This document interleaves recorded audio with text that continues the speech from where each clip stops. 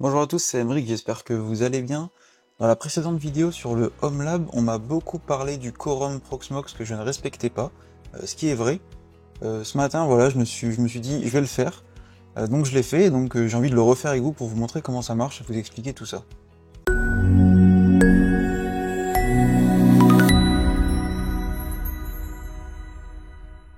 Concrètement, déjà pour commencer, le quorum, à quoi ça sert? Pour vulgariser un peu la chose, imaginez que votre cluster Proxmox, c'est en fait une bande de potes, ok? Imaginez dans cette bande de potes, vous êtes tout seul, vous êtes le seul pote. Faut imaginer un. S'il y a une décision importante à prendre, pas de problème, c'est vous le chef, vous êtes tout seul, vous prenez la décision. Si vous êtes trois, bah c'est pareil, entre guillemets, il n'y a pas trop de problème parce qu'il y en a forcément au moins deux qui seront d'accord, si on part du principe que c'est des choix booléens. Maintenant, si vous êtes deux ou quatre, c'est déjà plus compliqué parce qu'on peut facilement avoir deux clans de valeur égale et du coup on peut pas prendre de décision. C'est exactement la même chose avec le cluster Proxmox. Si on n'a que deux machines et qu'il y a une décision importante à prendre, par exemple une backup, relancer une VM, démarrer le cluster tout simplement, bah les deux vont penser être le chef. Donc on va avoir un split brain, c'est-à-dire que le cerveau principal sera séparé, split brain, et ça pose problème, parce que bah on peut avoir complètement une défaillance de Proxmox. Pour éviter ça, on passe par un Q-device, ou alors on ajoute un troisième nœud au Proxmox, mais moi j'ai pas de troisième machine là sous la main pour avoir un troisième Proxmox. Donc, ce que je vais faire, c'est que je vais installer un Q-device, donc c'est un device témoin, donc c'est un troisième pote qui sera là, juste pour dire en cas d'égalité, il sera là pour dire moi je préfère ça ou je préfère ça.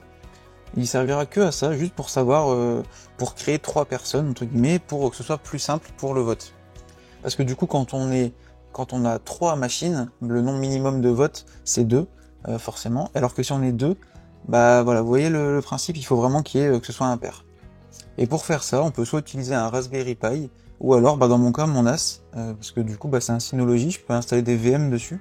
Et donc du coup, je vais installer une petite VM juste pour ça, juste pour mettre le Q-device, et comme ça, on sera parfait. Donc là, je suis sur mon Proxmox, je vais enlever le Q-device juste pour vous montrer à quoi ça ressemble. Donc là, il va le supprimer. Voilà. Et si je fais un PV-ECM status, alors là, qu'est-ce qu'on a? On a expected vote 2, highest expected 2, total vote 2. Et en fait, vous voyez qu'ici, il manque un Q-device parce qu'il a 0, et donc j'ai que 2 machines. Et donc, c'est pas bien. C'est pas bien parce que bah, ici, il faudrait 3. Expected vote, il faudrait toujours un nombre impair. Donc pour faire ça, on a deux solutions, comme je le disais, soit on respecte le quorum, soit ce que moi j'avais fait avant, c'est-à-dire on bypass complètement cette règle. Et pour bypasser cette règle, on peut mettre une petite option en forçant le toNode à true. Donc c'est un petit paramètre à mettre dans Proxmox qui permet de juste désactiver le principe de quorum et de corosync pour le cluster. Donc c'est vraiment dommage parce que du coup on a toujours le risque de split brain, mais au moins on n'a plus le souci des votes. Mais aujourd'hui, voilà, moi je vais vous montrer la technique, la technique propre, comment rajouter un Q-device. On se retrouve donc sur mon NAS Synology. Première chose à faire, c'est d'installer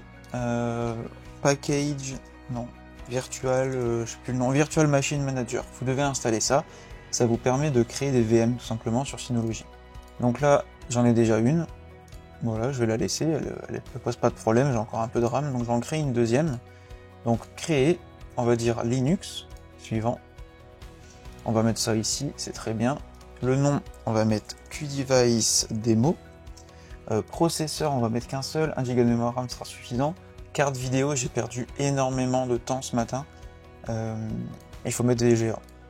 Voilà, je vous le dis, si vous mettez VM VGA, en fait, l'interface va booter, mais vous pourrez rien écrire, vous pourrez rien faire. Donc VGA. Type de machine PC, priorité machin, on s'en fout, suivant. Disque virtuel, c'est minimum 10 Go, 10 Go c'est largement suffisant. Le réseau, moi je laisse celui-là.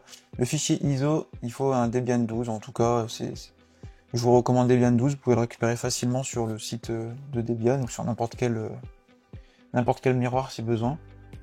Auto start, mettez-le en oui. Moi je vais mettre en non parce que c'est un démo. Le clavier, super important, je vais mettre français. Je vais mettre oui pour la démo. Tac, tac, tac, ça c'est bon, suivant. Les utilisateurs, moi je vais mettre que moi. et on va le run juste après. Effectuer. Donc là, la VM va se créer, tout bêtement. Très simple, un peu comme Proxmox pour le coup, même peut-être encore plus simple ici. Donc là, ça se crée tranquillou. Et on va pouvoir se connecter très bientôt. Voilà. Et donc là, on est sur la VM. Très important, faites install et pas graphical install. On n'a absolument pas besoin de l'interface graphique. Donc install sera suffisant. Pour la RAM, vous pouvez mettre 500 mégas, mais 1 giga, je trouve que c'est mieux. Sinon, vous passez en mode low memory au niveau de l'installation. Et c'est un peu... Des fois, il y a des caractères bizarres qui se passent et tout. Donc moi, je mets 1 giga. Donc France et France. Français pour le clavier. Là, il va faire toutes ses recherches. Concrètement, c'est du suivant. Il n'y a pas énormément d'infos. À part peut-être à la toute fin où il va vous demander les logiciels à installer. Bon, je vais faire étape par étape avec vous. Nom de la machine, Debian, je vais mettre QDevice Demo plutôt. QDevice Demo, j'en ai mis trop. Suivant, domaine, je m'en fous. Mot de passe. Donc là, mot de passe, mettez un mot de passe que vous allez retenir, parce qu'on aurait besoin au moins une fois.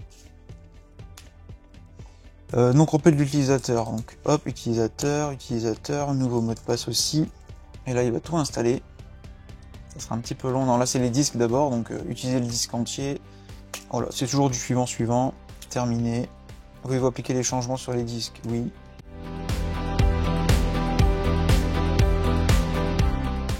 Ok, donc là c'est bon, il a enfin terminé, c'était un peu long. Faut-il analyser d'autres supports d'installation? Non. On reste en France. Là on choisit le miroir, mais pas d'importance. Mandataire HTTP, j'en ai pas besoin. Donc là, il installe apt pour installer des paquets par la suite. Souhaitez-vous participer à l'étude statistique? Non, pas spécialement. Voilà, et là, c'est intéressant. Il faut surtout désactiver environnement de bureau et GNOME. Pas besoin, on va juste mettre l'utilitaire usuel du système. On peut mettre aussi serveur SSH, ça pourrait être très utile. Et là, il va terminer tranquillement. On a fait le plus long.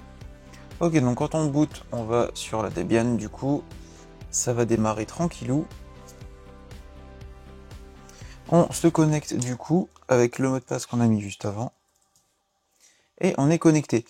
Alors, je me suis remis sur ma machine que j'ai fait ce matin parce que l'autre était trop longue à démarrer, tout ça, ça m'a saoulé. Mais je vais vous montrer ce qu'il faut faire d'important. Déjà, il faut aller dans la configuration SSH. Pour ça, on fait un nano etc ssh sshd config. Et ici, vous allez voir une ligne permit root login. Il faut la mettre à yes. Voilà, c'est important. Une fois que c'est fait, ce qu'il faut faire du coup, c'est un apt update pour mettre à jour les paquets. Et ensuite, apt install corosync, corosync qnetd. Moi je l'ai déjà, donc voilà, il fait rien. Et ensuite, on fait un systemctl enable, du coup ce qu'on vient de mettre, donc corosync qnetd-now. Là il est déjà qnetd, je me suis trompé, qnetd. Voilà, donc là il va me dire il est déjà mis normalement. Si on peut essayer de vérifier le statut en faisant systemctl status corosync qnetd service. Et donc là voilà, là il est bien active. Et donc concrètement, il n'y a plus rien à faire sur cette VM. Ensuite, ce que vous pouvez faire, c'est aller sur votre nœud Proxmox et tenter un SSH. Donc SSH root, c'est pour ça qu'il fallait mettre le root, votre IP. Là, il va vous demander le mot de passe et une fois que vous êtes dessus, c'est bon, vous êtes en route, vous êtes connecté. Donc c'est bien, ce sera utile pour après.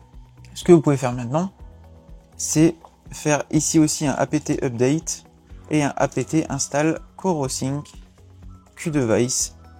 Il faut faire ça sur tous vos nœuds Proxmox. Et ensuite, c'est quasiment terminé. Il faut juste faire un pvecm qdevice setup et l'adresse IP. Donc là, il va vous demander le mot de passe. Donc moi, je l'ai déjà mis, donc il ne le demande pas. Donc là, il fait tout, il installe tout. C'est pour ça qu'il faut mettre bien sur tous les nœuds. Et donc là, voilà, ça a l'air de bien se passer. Si je fais pvecm status, j'ai bien expected vote 3 et total vote 3. Donc c'est parfait. Et donc là, on voit dans les membership information, on voit le dernier, le petit Q-Device. Donc c'est parfait. Le quorum est bien clean. Franchement, je vous conseille de le faire si vous avez, comme moi, 2 nœuds dans votre Proxmox, d'ajouter un petit Q-Device en plus. C'est pas si compliqué. Le plus long, franchement, c'était de mettre en place la VM sur Sino parce que je l'avais mis que un petit giga de RAM et il galérait un peu. Mais si vous avez un Raspberry ou n'importe quoi d'autre un peu plus puissant, ça devrait aller beaucoup plus rapidement. En tout cas, je vous remercie de m'avoir suivi pour ce petit tuto très rapide. N'hésitez pas, le petit pouce, le petit abonnement, le petit commentaire, vous connaissez maintenant. C'était Emric. Salut!